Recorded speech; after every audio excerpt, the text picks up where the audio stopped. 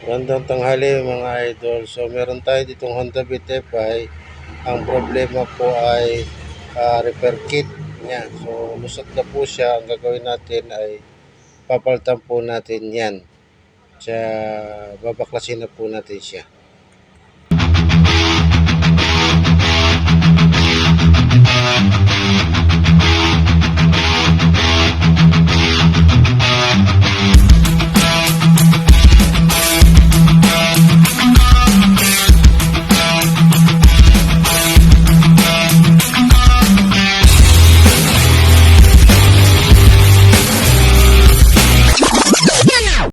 So guys, sisimulan na natin ang pagtatanggal ng mga kailangan bago natin mapalitan ng kanyang repair kit.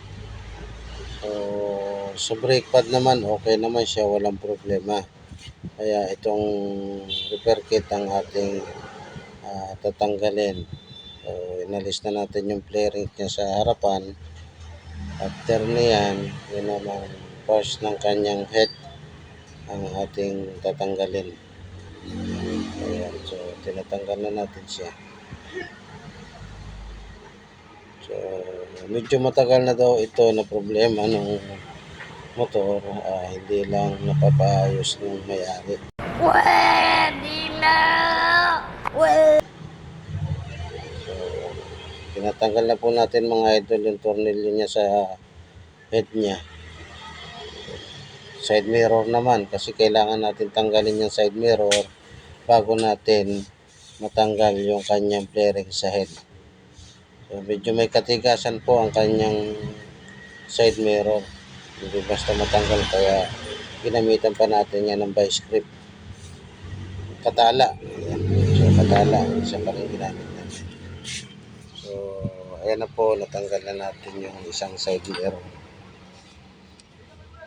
Habang tinatanggal po natin, nakikipagkwentuhan din tayo sa may-ari. So natanggal na po natin at ihigupin natin yung laman na fluid ng master para magamit po mamaya. Sayang din naman po. So natanggal na po natin yung fluid at hinigo po natin ng ating magic ringgilya, dextro, panturok po yun, dalit sabi. So ginagamit po natin yan sa mga pagbiblade ng preno, harap o likod. So ayan po, sinusubukan ng may-ari kung lusot pa rin. So lusot pa rin po yung kanyang lever kasi nag-stuck na po yung repair kit niya. So makikita po natin kung anong itsura ng repair kit niya na talagang super na. Yung bang nag-aasin-asin na po dahil napabayaanan niya na naka-stock. So hindi po yan makuha sa unahan, kaya ang gagawin po natin, susuksukan po natin dito ng screw tapos pupukin para mailabas.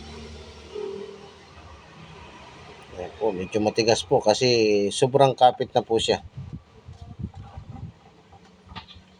So ayan po yung itsura ng kanyang repair kit. Grabe na po, stock na. So nag-abo-abo na po yan, nag-asin-asin kung tawagin po mga idol.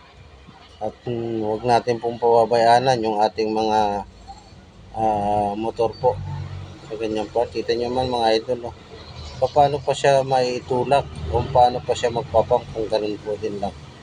Mumaya na 45? Unggong! Barinig kita sa mukha eh! Mas magaling kami. So lilinisin po natin, bubugahan natin ang hangin niyang master niya para malinis. At pupunasan din po natin ang ayos yan. Para sa ganun ay maganda po at malambot yung pump ng repair kit na ipapalit natin. Kasi po yung ulo nakikita mga idol. Ayan. So wala na po siya mga idol. Ito naman po yung ating ipapalit na repair kit. Repair kit ng Honda Beat FI. So same lang po naman yan halos ng ibang mga motor. So ayan po, inilagay na po natin. So, ilalagay pa po natin yung kanyang pinakang lock. Yan.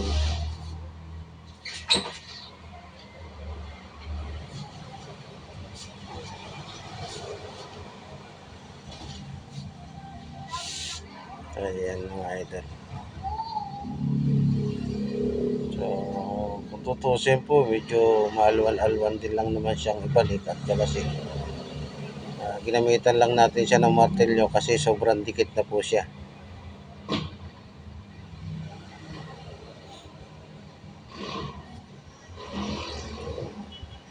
Ayan po, nailagay na natin. Nilagay na po natin yung repair kit. Ilalagay na lang po natin yung lock niya para sa ganun ay hindi siya lumabas. Ayan po, ayan. So, tutulak natin siya ngayon. Ayan. So, ganun ay magsakto po siya dun sa pinakang kanal ng brake master at magsisilbing lock po siya ng repair kit. Kahit itulak po ng lever, hindi siya lalabas. So, ayan po, nagpapump na siya. Hindi katulad po kanina na super na po. So, kinakabit na po natin ang lever niya para sa ganun ay ma-bleed na po natin siya at malagyan po ng fluid. Parang may naamoy ako hindi maganda. Dito. Para maayos na po natin. At nakakatuwa po yung may-ari nito dahil super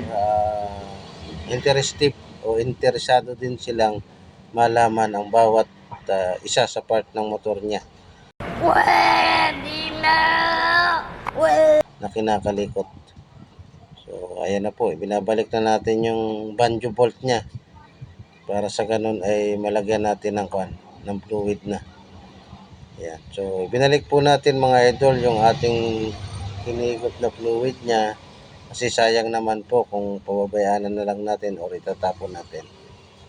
So, dadagdagan pa po natin yan ng bagong fluid. Ayan po ang gamit natin,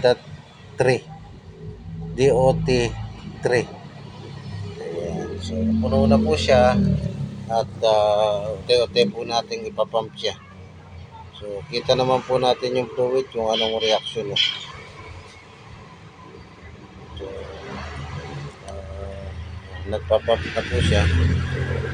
Ito naman po sa baba, ito po yung ang tawag ko po dito, tawag ng ibang mga mekaniko ay dextrose tawagin. So, may fluid po yan mula po dun sa ringgilya papunta po dun sa kanyang drain ng caliper po, ipapump tapos bubuksan doon tapos itutulak po yung fluid paloob.